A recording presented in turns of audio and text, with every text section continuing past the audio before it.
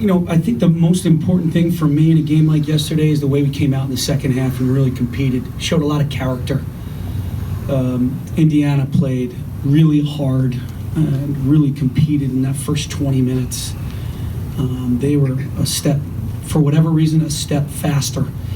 And I thought we were prepared to go into Indiana and play that type of game, but obviously we didn't get off to a good start.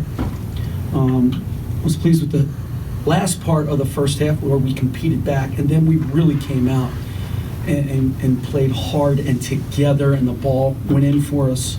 But I really believe that was our defense. Our defense and our rebounding in the second half was fantastic. But when you spot somebody 19 points and you come all the way back and take a 6-point lead, we ran out of gas a little bit.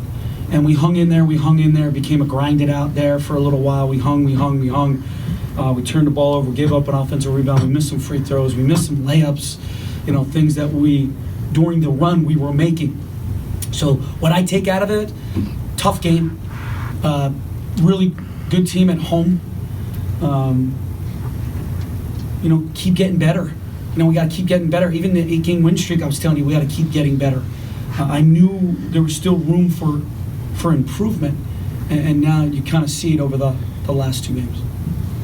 As you kind of hit the home stretch here, for teams that are behind you in the standings, are you seeing a different gear, I guess, in terms of that desperation? 100%. And I've been telling our guys, look, this is Game 7 to Illinois. This is Game 7 to Indiana, and we got to be better than Game 7. We got to play harder than that, whether we're making shots or not. And we're not making shots right now, for whatever reason. But we have to know what's about to punch us in the mouth. Wednesday, for example, we got to understand that. And we got to play harder than that. And I told them before this stretch, this is going to be the hardest thing we've ever tried to do. Because now we're the ones. We got the bullseye on our back. We're the quad 1 win. As in years past, we were the hunters. Now you're the hunted. Very different approach, very different mindset. You got to play 10 points better. When you get into the chunks of the game where Lamar is your best option, how do you make him not your only option? How do you kind of go away from what he can do on his own, but at the same time knowing that you probably can't win playing that way long term? And Lamar's going to be fine with me saying this. He knows we can't be a great team. We can't be a great team with him being the only one who can score for us.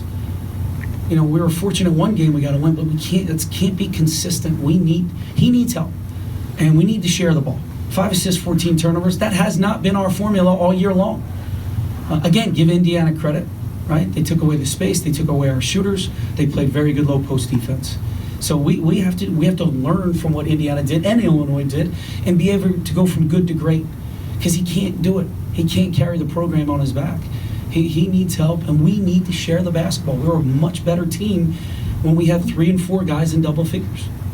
And are the mechanics of Miles' shot different this year than they were last year? Is there a reason why everybody's going to miss, but it seems like his misses are sometimes really miss, and then his makes look nice? I mean, what's the difference between those 2 shots? You know what I would tell you, and I think I know where you're going with this, Ben. It's more of a in-rhythm shot is the same. But the one where he needs to get off quick, that Big Ten Open, I call it, Big Ten Open shot, well, that's sped up. And he's such an elite shooter, he needs to make those, but it's not the same shot, for sure. Can you put your finger on why you aren't shooting as well now? Because the last 2 games, that has been far different than the 8-game. Yeah, 4 threes, 2 threes, no doubt. If you make 4 threes yesterday, you might be sitting here in a different situation. Right. Look, it's the Big Ten. We're in the Big Ten. You got 12 teams in the top 55. I haven't looked. I don't know. Is it top 55, top 60? It was top 60. In the net. Every night is a gauntlet. It's a battle. Illinois was top 25 most of the year. I mean, Indiana's a really good team with a bunch of good wins, and now they're on a little bit of a winning streak. And playing at Assembly. They're good teams. They're good teams. Now, with saying that, Mark, we got to share the ball. We got to keep putting pressure on the paint. We got to make the extra passes. And guys got to be ready shooters. I don't think we were down ready shooters. I thought Seth passed up on a couple. I thought Brock passed up on a couple. And I think we missed some guys that were open. Instead of taking a very difficult contested 2, I think some guys were open because it wasn't like we stood as much as we did against Illinois. I thought our movement was better. So we got to play a little bit more unselfish. How different is your team from the one that lost to Rutgers in early January? And what changes have you sort of made to adapt to how Rutgers plays? So I haven't worked on that yet. Obviously, we just played yesterday. But I think we are different teams at this point. I mean, they're playing at a very high level. I don't think Gio Baker played in the game that I haven't looked at that tape yet. I'm worried about us right now. The focus is on us. I think Harper's playing at a high level. Always liked him, watched him on the AAU circuit, playing at a high level. And then they have more weapons now. Jacob Young killed us at their place. McConnell is playing well. So they're playing at a high level. They've changed their starting lineup too. I think Carter now starts instead of Johnson. And I love the transfer from, I don't want to butcher his name, from Stony Brook. Man, he just gives them an even-keeled guy out there who just he always makes big shots, always makes timely plays, and he's rebounding at a high level. Look, they're a very, very good team. I think they're top 30 in the net or top 25, something like that last time I checked. So they're a high-level team. But we're two different teams now. We played, it feels like a couple months ago, right? So it's going to be another great Penn State-Rutgers game. Is there any sort of update you can give us on MJ? You know that we have to ask the question. And should people read into the fact that he dressed and that things are progressing? Look, it's day to day. We want to make sure we give him enough time to be at his best. I don't want to rush anybody. I don't think that would be fair to MJ, nor would I do it if Lamar was in this situation. We got to do what's best for him. Do you have we haven't asked this question this way. Is there a percentage you can ascribe to his general well-being? Percentage? I mean, would a guy comes back So from you're telling me there's a chance? Guy comes back from a sprained Yes, I just ankle. gave you a Dumb and Dumber reference. Yes, yeah. Thank you. I just do what the doctors tell me. I'm not getting caught up in that deal. No way. Fair enough. That's like a John Deere letter you just got. Yeah. Sorry about that. It's okay. Over the years, you guys have been, you were saying, the best, something approximating the best team that you want to be at the end of the year. How do you kind of find that stride? And is there a different kind of urgency to do that when you know that the things that you're headed towards are a little bit different than the offseason? Yeah, I don't think defensively and rebounding for the most part, although Illinois beat us on the glass, I think we're on that side of the floor, we're giving ourselves a chance. And that's all I could ask for. We just got to get the offense, get that going again, sharing the ball. And it's not about the cuts, because the cuts worked 2 weeks ago. They were fine. We got open shots, and we got ourselves through the free throw line, and we were getting assists. So we just got to make sure we continue to trust one another, continue to share the basketball. How much of a challenge is it to, I don't know if expect is the right word, to find consistency from Seth at this point in the season for him, first year, all that stuff? Yeah, what? He's a fresh. There's no doubt he's a freshman. I see where you're going. And defensively in the second half, he was fantastic. I thought he rotated well. He found bodies. He did exactly what he needed to do. He dug down a couple times. He had a big-time block for us to keep our momentum going, to take that lead. He just needs to understand when he's open and when he's not open, and not just stand. And then mix it up. It's okay to drive the ball. He's a big kid, man. He's 6'7". He's a big kid. So go post up. He's not thin. Go post up and try to make some opportunities that way. Get yourself to the free throw line, because he's a very good free throw shooter. And I guess that's kind of what I'm asking is, do you need that production from him offensively? Do you need those points from a guy who's getting starters minutes? I think it would help, no doubt. I think he needs to search threes, and when they're there, he's got to be down-ready shooter. And then when they're taking away the three, they're really hugging him, which is giving us space, which is why Lamar is able to get all the points, because you got Miles and Seth out there, and there's some space, which is great. But he needs to be down-ready shooter, and then if they take it away, drive the ball. Drive the ball, create an opportunity there. He is a good passer, so he knows what he's doing. So I just got to give him that confidence.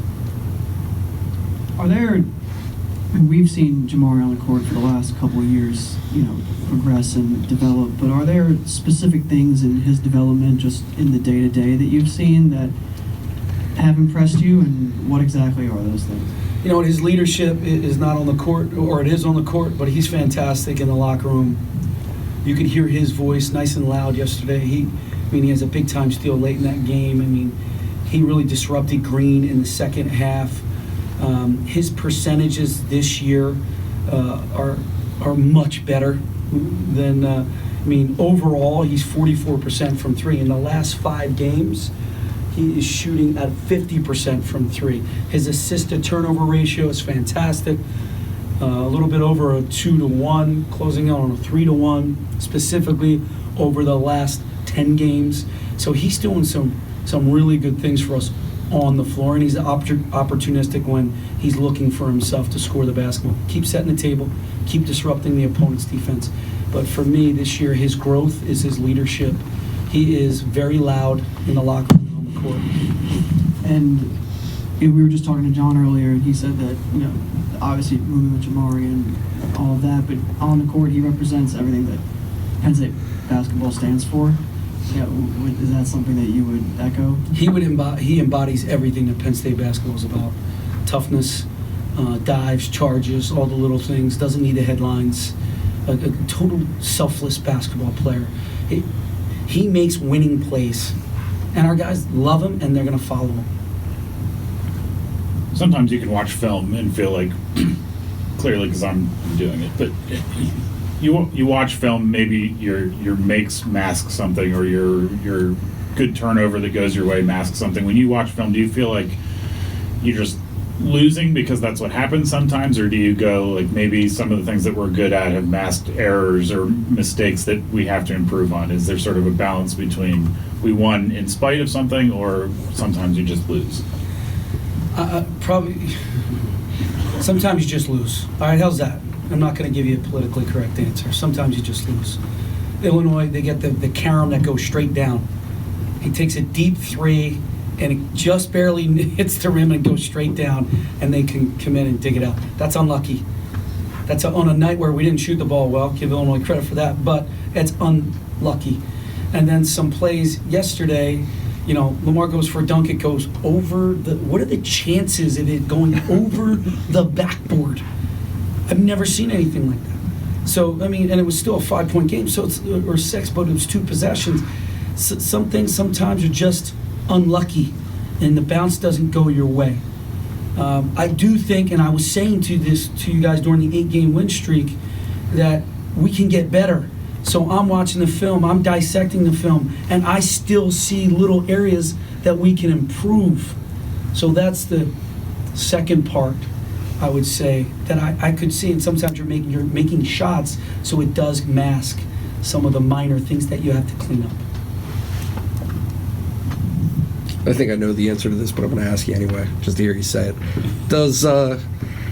Can Lamar enjoy any of the milestones, the thresholds that he's crossing in terms of historically? Yeah.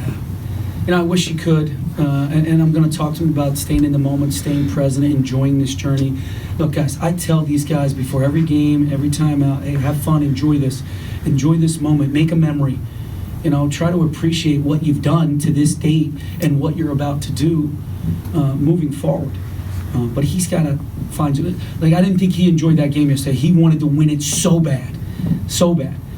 And he's just got to relax and enjoy this journey with his teammates. Anything else for Coach Chambers? Can someone help me down?